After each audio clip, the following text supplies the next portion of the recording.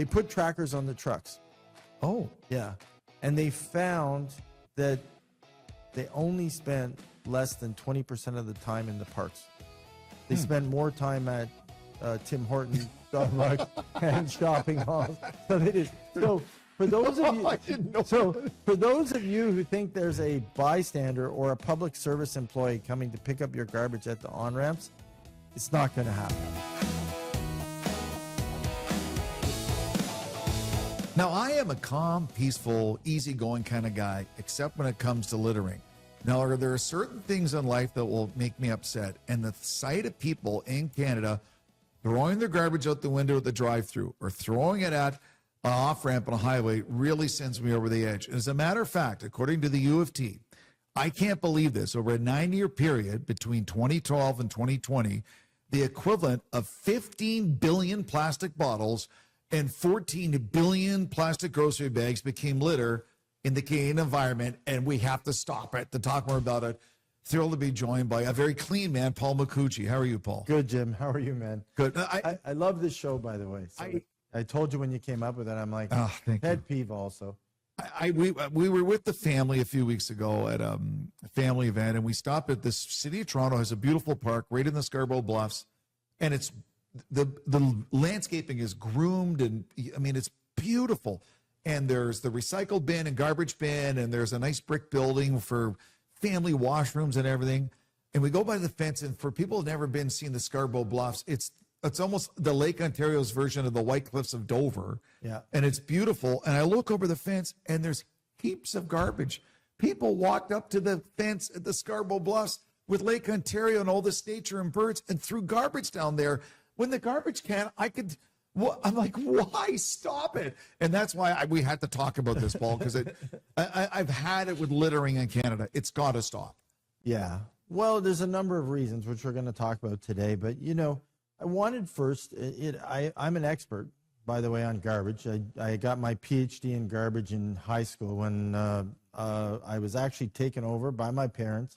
And they made me apply for a job to be a sanitation engineer. Is that right? So I was, for 3 summers going into my first year of university, I was a garbage man. You and Denzel Washington. Yeah, thank you. Yeah. Thanks for the comparison. I'm feeling good today, Denzel. So, but, you know, it was interesting because I learned a lot. Number one, you know, I learned how to drive a garbage truck, which ain't amazing. easy. No, it ain't easy. And quite frankly, I learned how to tolerate heinous smells. Which, quite frankly, when you go into the dumps, you know, they're awful, the landfills. It is brutal. But I was lucky enough because we used to work 10-hour shifts. And so to get overtime, I used to work the recycle days, which in Etobicoke in those days were on Wednesdays.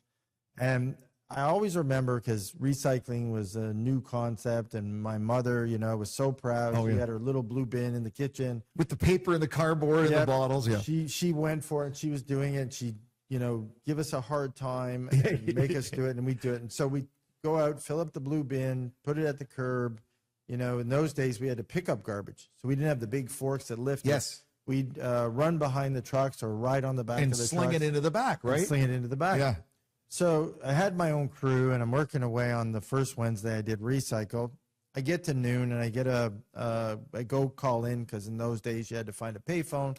You had to call in. So I call in to the dispatch, and I said, okay, we're full.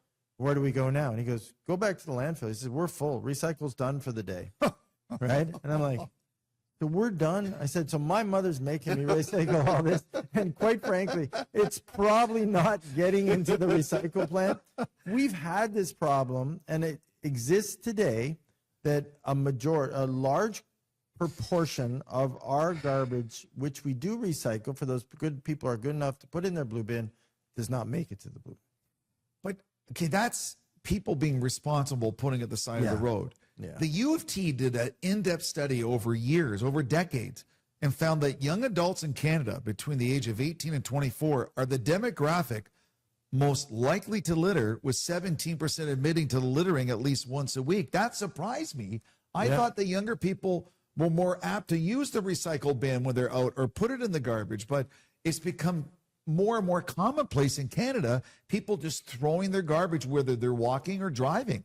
Yeah. Well, you see, in my business, quite frankly, or one of my businesses, I see a ton of cigarette butts, Yeah. still a ton of smokers, gum. I see all those small debris items. And quite frankly, the reason is over the years that I've kind of noticed and people write about, there's the bystander effect, which I find very interesting. So someone else will pick it up. So, it's interesting. If you have a business for hospitality, it's interesting. As soon as you have it, people think that they have the right to litter. So whether it's an Bar, entertainment place restaurant, or entertainment, movie food, theater, coffee, you name it. Yeah. Yeah. So, it's interesting. People will leave a restaurant and they'll just take something out of their pocket and they'll throw it on the ground thinking your staff who does cleaning will go pick it up. Really? Oh, yeah, you should see. It's interesting. I go into our bathrooms at one of our business, and after the event's over, and quite frankly, it's like a bomb went off. Like people unload the women, especially in the purse in the women's bathroom. The women's bathroom literally is like wall to wall garbage, and I'm like, oh my goodness! Like these are ladies who are at home. You think they, taking care of their house. Second thing is lack of ownership. So as soon as people get outside, which I find interesting, and this is something that we never used to do. This is a new cultural issue that I've never thought about before, but I notice it more. So as soon as they leave their living rooms, leave their homes, leave their personal properties, they start to discard things. Which is weird. Do you not find it at the off ramps? Oh yeah, Where I see it, and a lot of the off ramps on highways in Canada have a little green space at the light, but I see garbage people throwing it out all the time. So why? Well, so here's the stat that you hit on. Our disposable containers over the last few decades have increased astronomically. So whether it be coffee cups, whether it be takeout containers, all those plastics that we get things in. So as people are eating them in their cars, people are busier. They're in traffic more now. We talk about traffic all the time. So, I know myself, I always have to-go food moving with me because I know I'm going to be on the road for an hour and a half. Yeah. So I'm always nibbling on something. Unfortunately, when those people stop, the window goes open and they're just like, okay, I don't have to go home and put it in my garbage at home and then take my garbage to the curb. I'd rather throw it out because you know why? The bystander effect, which is basically someone else from the city is going to pick it up. But guess what? Here's the interesting thing. And they did a tracking study on the Parks and Rec people for the city of Toronto last year. I don't know if you followed this. And for those of you, you probably know who work there. They put trackers on the trucks. Oh. Yeah. And they found that they only spent less than 20% of the time in the parks. They spend more time at Tim Hortons, Starbucks, and shopping malls. So they did. So for those of you, I didn't know. So for those of you who think there's a bystander or a public service employee coming to pick up your garbage at the on ramps, it's not going to happen. So right? the U of T, to that end, further to your research there, they came up with something called the friction cost. So in their study, they did this over a number of years. They found if the garbage can was more than 30 steps away from you, it was too much effort to carry the trash and led to them dropping it more and more, which is messy sidewalks, as you said, the cigarette butts. So I was raised this way. My father was in the Royal Canadian Air Force. Yeah. And old Air Force Freddie, God rest his soul, if he ever found out that I threw something at the window and I was in another part of the country, he'd fly over and grab me by the ear, like, what are you doing? Yeah. And so I know, and to this day, is that like we're driving around, I keep the garbage in my car, I park my car, what a concept, and I put it in my garbage can at home. Yeah. It's not that much. It's just a simple thing, but it makes a difference. You know what I find interesting, and it's the overflow effect. So it's for convenience. People nowadays, if a garbage bin is overflowing, so when you go to a festival or you or arts and music and whatnot, as soon as people see the garbage overflowing, they don't think of, okay, how do we get someone to change the garbage? They actually just throw it. So now it's like they don't. So it really is, and it is at concerts and events and festivals, but it's de-individualizing the actual littering. So as soon as you see someone doing it or you see someone overflowing or something else, it seems people seem to think it gives them the carte blanche to actually just keep littering. And it's a weird theory to me because I guess because I have a hospitality background. When I see garbage overflowing, right away, my first instinct is to move towards to find someone to get another garbage bag to actually, or go to someone and say, you better call on the radio to get someone moving. And take the full bag to the dumpster. To clean it up and replace. So Yeah. that is my instinct. So that's what I usually do. But for the most part, people nowadays have actually got into the habit of just de-individualizing and saying, okay, someone else is going to do it. I'm just going to throw it. That's a great point. Yeah. Someone else will take care of it. Why do I have to do it? And it's almost a selfish mindset in modern society where if you just take a little bit of ownership for your empty coffee cup, your garbage, and you take care of it yourself, someone else doesn't have to do it, and it makes a positive impact on the environment. And part of the UT study, and this makes a lot of sense, the worst time of the year is in the spring. Because over the winter, people throw stuff, the snow piles in layers of it. What happens? The snow melts, and all the microplastics and all the garbage, the groundwater can't take it. It can't absorb it all come springtime, and it's the worst time of year for runoff going into creeks and watersheds and rivers and lakes in the country. Yeah. Well, I mentioned to you, we're by the lake right now, and I go actually every weekend, and I actually pull between 4 and 7 contractor bags of garbage From the lakeshore? off the break wall of Lake Ontario. Yeah, so it's crazy if you think about it, right? When we talk about climate change and the environment in this country, we are being hammered over the head by all levels of government about your carbon footprint and don't use internal combustion engines and don't do this and use a heat pump, when there's a simple solution to help the environment of Canada and our carbon footprint by doing something really easy and not littering. That could make, and they've done empirical evidence from research from universities across the country, what a positive impact it would have on the Canadian environment if we stop littering.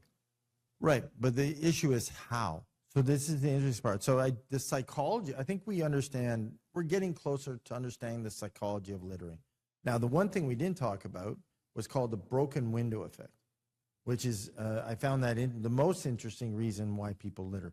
So if I live in a community where it's run down, there's broken fences, there's broken windows, there's dilapidated house, it seems to give people the approval to start littering. Well, it's broken, so why not just litter there? So litter some more.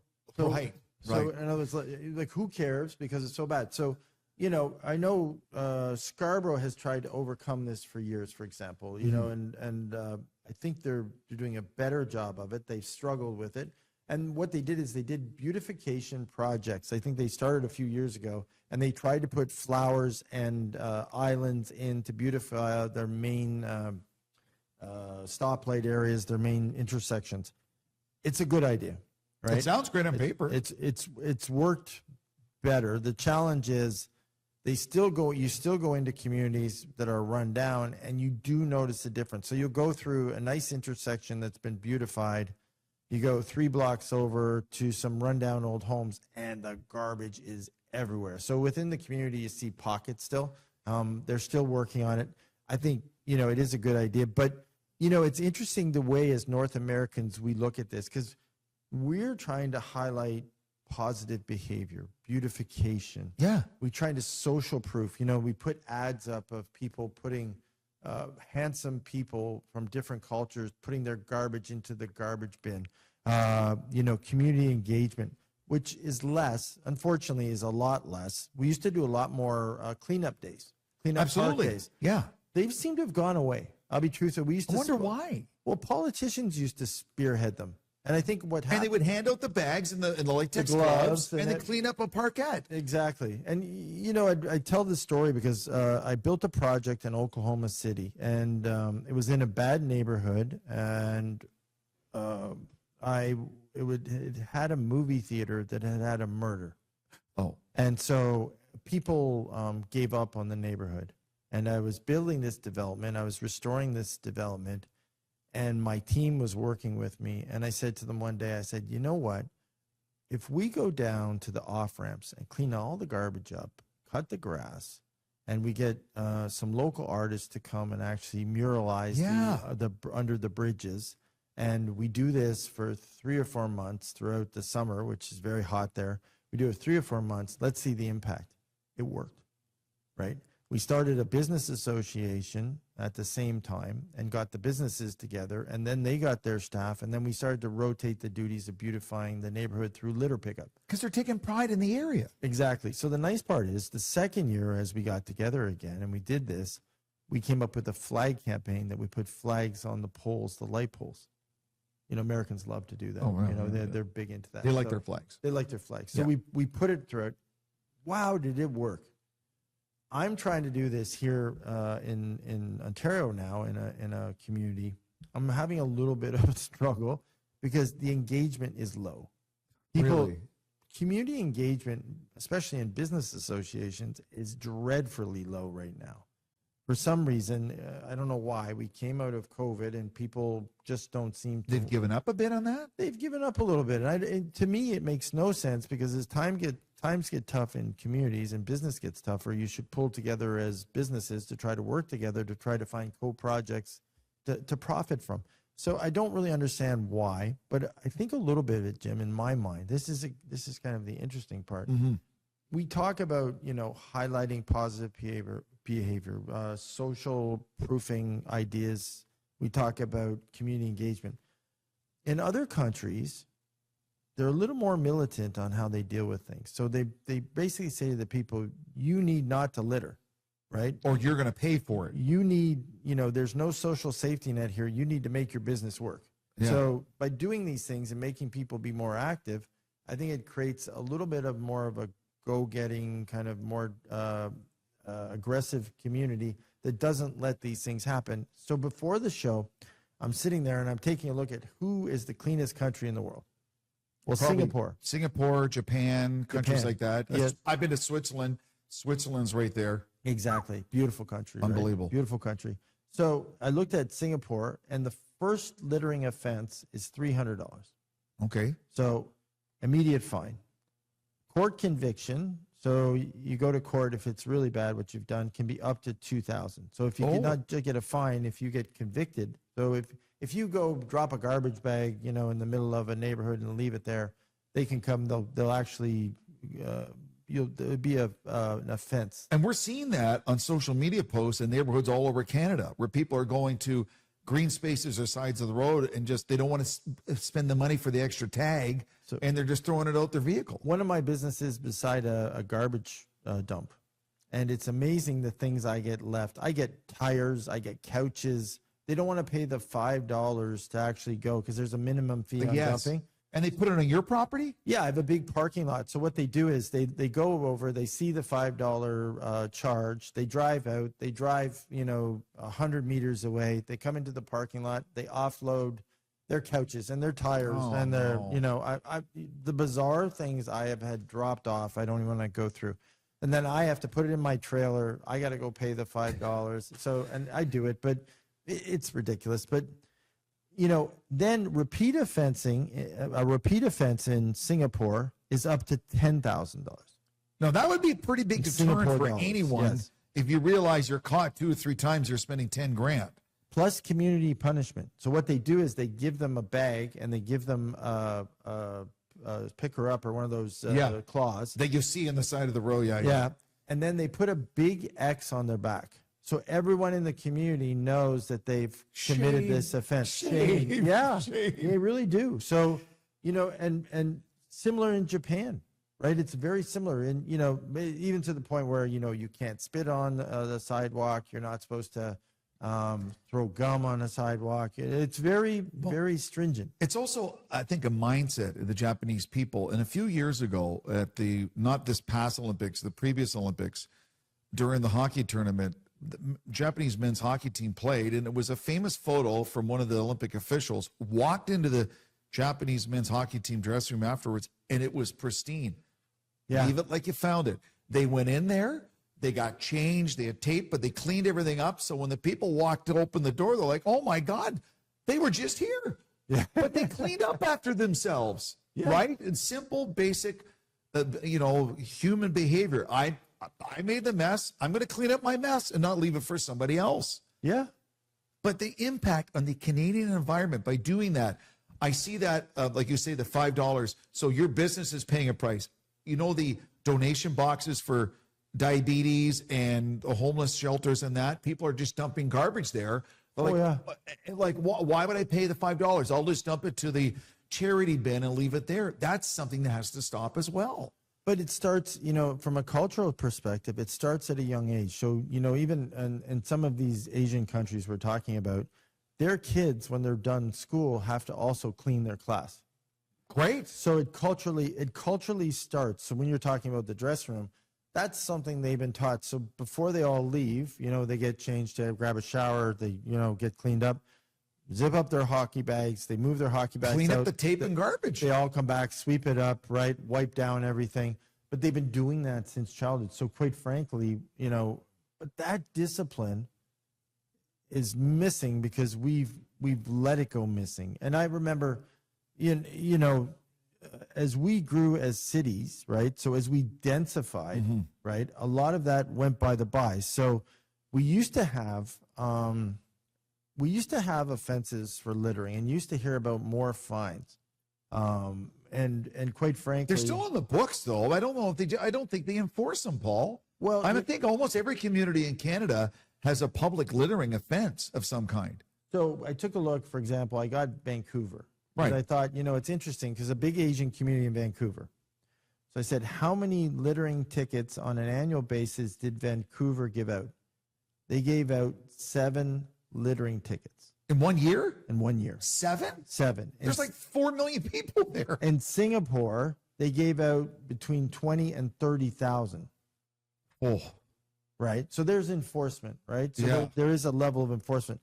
We haven't done that. So as we densified, so think about it. We brought a bunch of people in, we densified communities, we increased traffic. We didn't increase any more bins. We didn't increase enforcement. We didn't increase placement. We didn't, we increased plastics. We increased consumption. We did all these things to increase, which we talk about infrastructure problems. Litter is an infrastructure Absolutely. problem, and we didn't think about the infrastructure issue with bus stops. You look at a bus stop now. Go by a bus stop in Scarborough at 10 o'clock.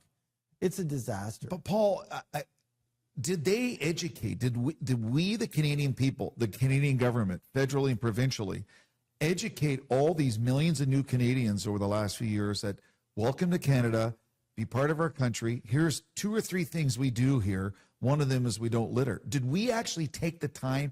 Because I know a lot of people get upset and use xenophobic language to different cultures. But think about it, big picture. Did we, as the Canadian government, educate them when they came here that that's something you don't do? And I don't get the sense we did.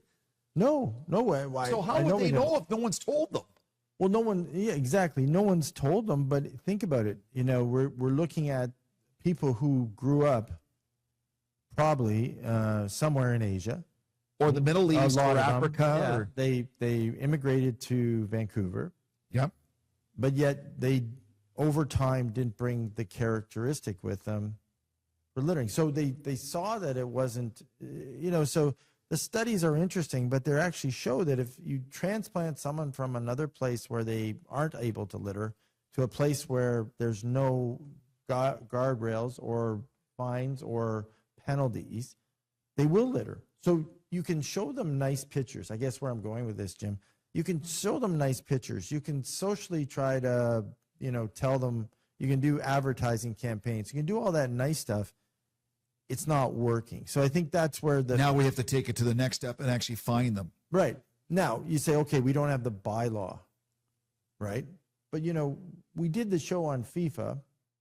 And bylaw officers are out there giving tickets to people and bars, restaurants using, they're out there doing that en masse, right? In my community, there are bylaw officers giving people warnings if their dog's not on a leash. Right. They have parking ticket enforcement. Yeah. We have all this enforcement in play. Why don't we use it for litter? The market difference that we would see by just doing that and getting those people to do it would be amazing, right? It would be unbelievable. And then on the Maybe other it side, changes their mindset. from our our public government employees who are doing parks and are doing streets and Yes. everything else, let's figure out a way to incentivize them. Let's set goals and KPIs for them to say, key performance indicators that say to them, I'm going to give you a benefit if we can do the following. So you get a bonus if. Yeah, let's create some bonus so that, okay, this is your area. It's interesting. You hear the story once in a while in New York, and you probably have read it. I've read it many times, where some guy who has a mental disability decides that he's going to clean that street.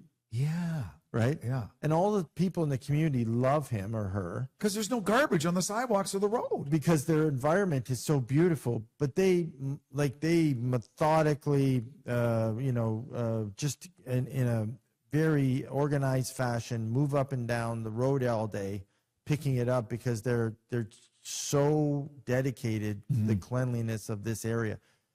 That's what we need to do. We need to be, almost create like an addiction to clean environments in our community. And that's not a bad one to have. Out of all the addictions we enforce, But Paul, that one's probably the it's best. simple little lifestyle changes. If the garbage can is 30 paces away, just Right. take the time to walk over. If you have the garbage in the car, just wait till you get to an office or a store that has a garbage can or your home and just put it in there. When you get to an off-ramp and you're at a red light, don't throw it onto the grass there.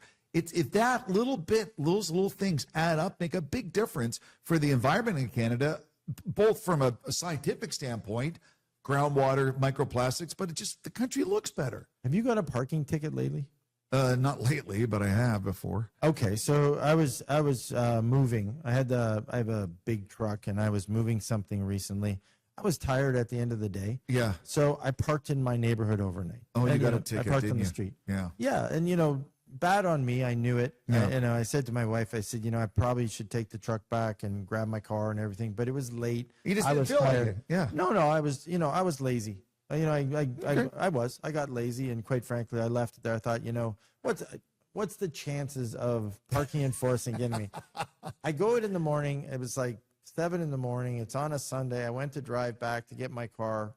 I got a ticket. Ticket's $200. Really? Yeah. You know what, Jim? I'll never park that truck, No, I didn't. right? We have to create some enforcement on this. Like, I really do. I really do. We can't. Don't pay a marketing agency to show people not littering anymore, to educate them and everything. I think we're past the point where we have to say, okay, we're going to do some, we're going to put some stiff penalties in place, and hopefully that'll work. We did it with drinking and driving.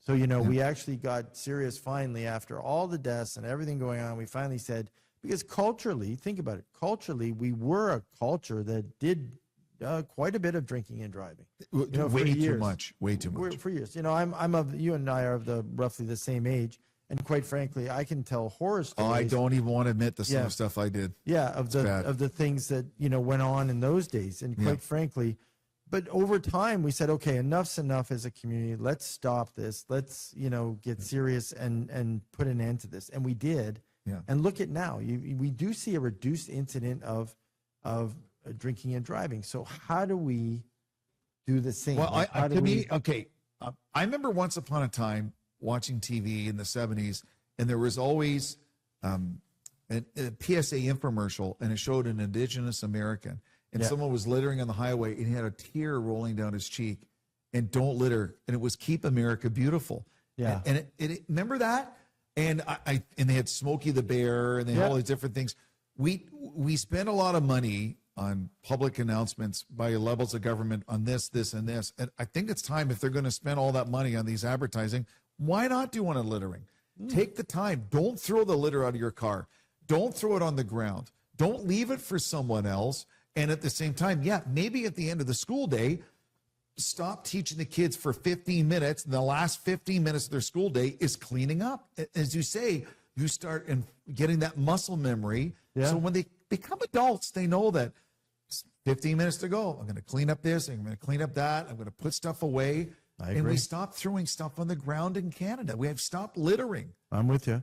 I came up with a few questions. Okay, So hit this me. I want to go through, right?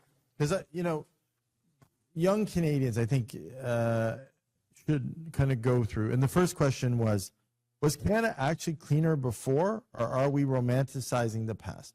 So, I believe we were cleaner before. That's my vote. yeah, when I read it, my answer to that was, I remember driving. My dad drove a truck, I mentioned, and I remember he had a yard on the east side of Toronto, and we used to have to go across the Gardner several times a week. So I remember sitting on the Gardner all the time. I never remember garbage on the Gardner. I never remember where all those beautiful The flower beds. Yeah. I remember how pristine they were, no garbage by them. I remember how well we kept all of the guardrails and everything, and the painting and so. And my dad, used to say it to me all the time. He said, "This is why you want to live in Canada, because this is how beautiful." Right. He said, when Americans come here, It's the first thing I said, they won't say it anymore. So you don't hear Americans coming here and saying, "Oh wow, this place is," unless they come from inner city of Baltimore or the Detroit. Bronx or Yeah. something. You know what I mean? Yeah. They're not coming here and saying, "Wow, this is a beautiful place" anymore. When did public shame around littering disappear? No, that's a great question. I'd say 20 years ago. Say Yeah. the early 2000s. Yeah, probably. I know, like in the 70s and 80s, someone would tell you, pick that up. Yeah, They'd have no problem. if you were smoking and if you flipped a butt. Yeah. When I got back to Canada in been still 2010, 2011. They still would tell you. So I remember standing somewhere, was it a gaming center? And I remember standing somewhere and someone flipped a butt onto the concrete, and the lady told them. Yeah. They said, "You don't do that," right? Yeah, there's a famous story from the Toronto Film Festival. William R. Peterson, who was the lead on CSI Vegas, and he was in a film in the late 80s and flicked a cigarette, and a cop said, hey, we don't do that here, pick it up. And he was like, oh. And yeah, so I think you're right. I think it was. Well, it's interesting. And, I remember, it's crazy. When I was building that, one of the buildings out in Scarborough, I remember it was the first time in my life that I'd seen it in Canada that the homeless people started picking up cigarette butts off the ground. I'd never seen that before in Canada. I'd seen it in the United States when I lived in the United States. And now it's come here. And poor states. That was the first time in Canada I'd seen it. Is there do you think there's a reason that as Canadians and cities in Canada, we rarely make examples of offenders? Is it become a political, or do you think it really is tying into our social? I believe that the different levels of politics, especially the municipalities who would enforce it, are too afraid they might offend someone. I think there's a fear like, oh, what if I don't want to get in trouble? I think there's a fear if they're going to offend someone. Okay. There wasn't before. From a voting perspective or a cultural perspective? Both. Wow. Voting and cultural. 25, 30 years ago, they would have no problem. But now I think there's like, oh, I don't want to rock the boat. I don't want to get in trouble. Yeah. Is littering a poverty issue, a cultural issue, an enforcement issue, or all three? I don't even think it's poverty. I think it's number 2 and number 3. Yeah. There's a lot of clean, poor people. I think it's just, there's a lot of rich people who can't be bothered to pick up their garbage. Well, it's interesting because I grew up, when we moved from the north down to Toronto, we grew up in Little Italy. And quite frankly, I remember how poor we all were, but yet how clean. Right. The yards were finely manicured. Nice flowers and tomatoes. The steel fences were all painted, and, everything was like You took pride. Your front of your house was pristine with some really bad statue of someone, being in a pond or something. And then the back was your beautiful garden. Yeah. With your small seating area that, just offset was where you made your wine. Yeah. And did all, but everything was beautifully compacted and organized in a small space.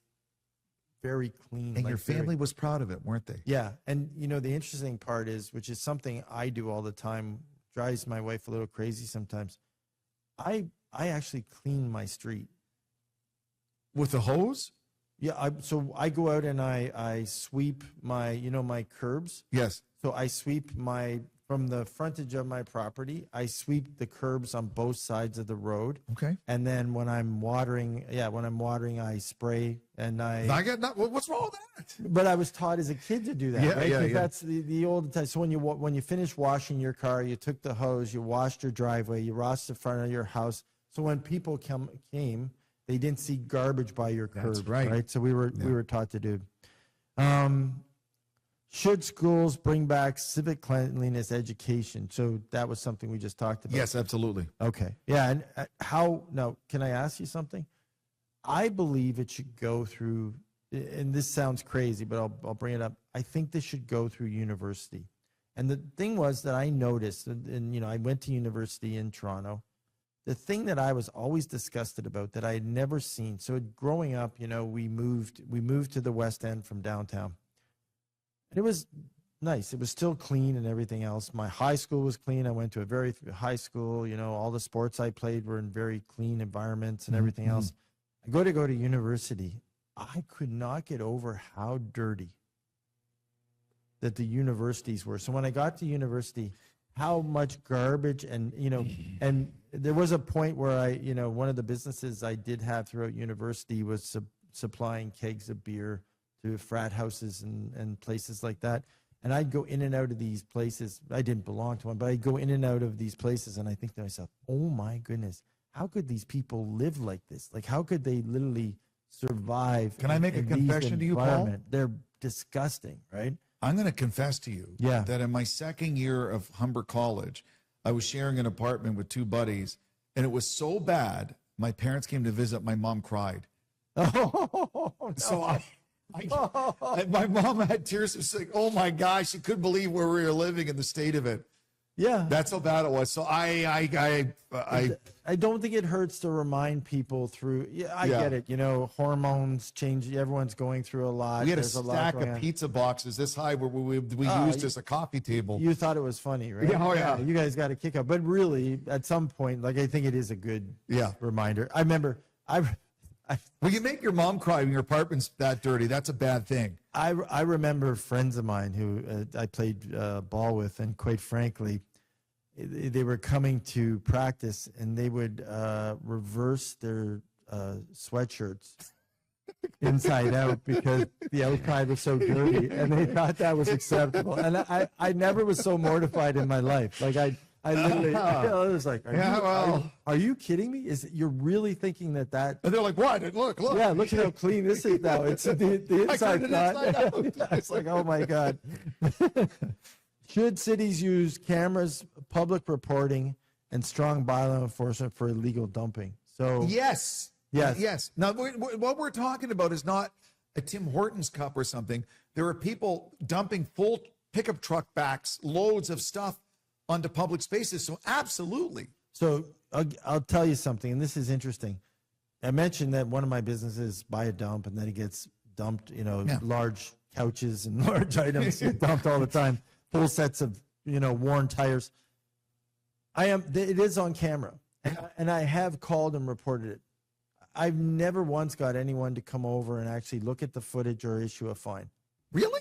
No interest. But you have the footage. It's no so interest. easy. No interest at all. Honestly, when I do make the phone call, I am talked to in such a, I'm talked down to. Like a dismissive manner? Oh my goodness. It's like, are you seriously calling me about the fact that someone dumped garbage? Yeah, I'm seriously calling you about this, right? Like, is there bylaw or something?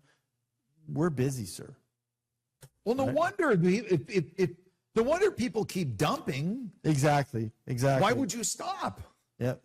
Yeah, that's sad. That's sad that you actually had the footage, had the video evidence, and you called it in, and they're like, go away. Yeah. Are Canadians still proud of their public spaces? Yes. Okay. Well, that's I a really good believe thing. that. That's a good thing. Like, I've been to Algonquin Park and different areas of the country and different Fundy National Park in New Brunswick, and I think there's a great pride in Canada for that kind of stuff. I do Absolutely. too. Yeah. I think there are enough people in the country that still understand it. I think it really is some enforcement education.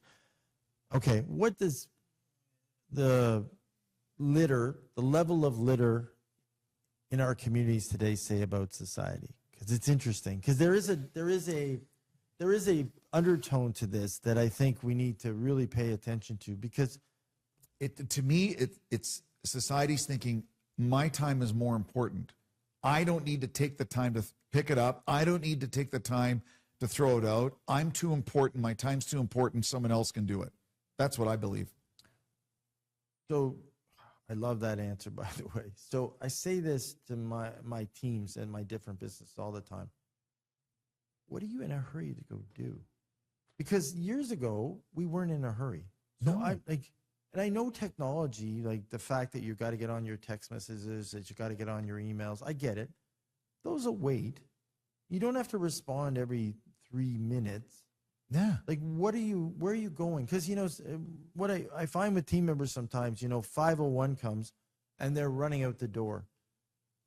We never used to, I'll be true, that's a new thing. And I say to them, we just used to stay until the job was done. It doesn't Right. really, I get why you're leaving. But quite frankly, the same with litter. Like, what are you in a hurry to do? And I think people need to ask themselves now, is it a priority? If it's a priority, quite frankly, you have time. And, Arnold Schwarzenegger in the last book he did is really good. He always goes through this. He does the time management test. Oh, he's brilliant at it. It's And actually a great breakdown. Yeah. How many hours do you sleep? How many Yep. hours do you work? How many hours do Because you you got read? 24 hours in a day. If you sleep about 7 hours, you've got this many hours to Yeah, accomplish things. And, yeah. and he's right. Yeah, and in the end of the day, you probably have between 2 and 3 hours of time, Exactly. depending on what you're doing. So If you don't waste it. if you don't waste it. So if you think it's a priority, which it should be a priority, you do have the time.